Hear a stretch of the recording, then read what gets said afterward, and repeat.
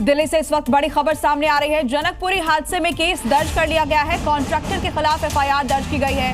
वहीं जल बोर्ड के अफसरों पर भी केस दर्ज हुआ है। गैर इरादतन हत्या का मुकदमा दर्ज किया गया है। आपको बता दें कि यहाँ गड्ढे में गिरकर युवक की मौत हो गई थी। इस मामले में अब एक्शन लिया गया है और एफआईआर दर्ज की गई है। जनकपुरी हादसे में केस दर्ज हुआ है। इस वक्त ये बड़ी जानकारी सामने आ रही है। आपको बता दें कि गड्ढे में गिरकर युवक की मौत हो गई। महज 10 मिनट दूर था वो अपने घर से और गड्ढे में गिरने से उसकी जान चली गई। जल बोर्ड के अफसरों पर अब केस दर्ज किया गया है। कॉन्ट्रैक्टर के खिलाफ भी केस दर्ज किया गया है। गैर इरादतन हत्या की धाराएं यहां जोड़ी गई हैं। गड्ढे में गिरकर युवक की मौत मामले में बड़ा एक्शन। दिल्ली जनकपुरी हादसे में केस दर्ज हुआ है। इस वक्त ये बड़ी खबर आपको बता रहे हैं। जी न्यूज पर एक्सक्लूसिव कॉपी भी आप देख रहे हैं। कॉन्ट्रैक्टर के खिलाफ एफआईआर दर्ज और साथ ही जल बोर्ड के अफसरों पर भी केस दर्ज हुआ है। महज 10 मिनट का सफर कमल के लिए आखिरी सफर बन गया। इस घटना ने एक बार फिर नोएडा के युवराज की मौत की याद ताजा कर दी है।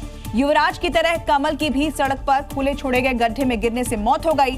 फर्क सिर्फ इतना कि एक गड्ढा सरकारी था तो दूसरा बिल्डर का, पर मौत एक जैसी, लापरवाही एक जैसी। हर दिन की तरह कमल काम खत्म कर रात 11 बजे रोहिणी से अपने घर के लिए निकला।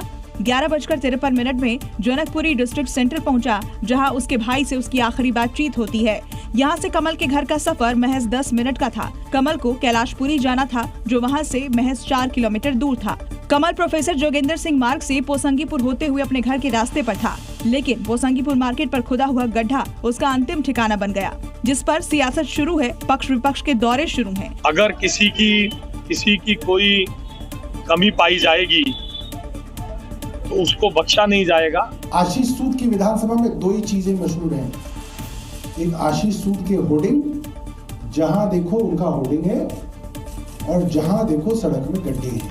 लेकिन कमल के घर से आ रही है रोने चीखने की आवाजें। सिस्टम के गड्ढे कौन भरेगा, ये बहुत बड़ा सवाल है। लेकिन जब सिस्टम की लापरवाही और खामियों को उजागर कर सबके सामने लाने की कोशिश की जाती है, तो देखिए कैसे सिस्टम के लोग उस लापरवाही को उजागर करने से रोकते हैं।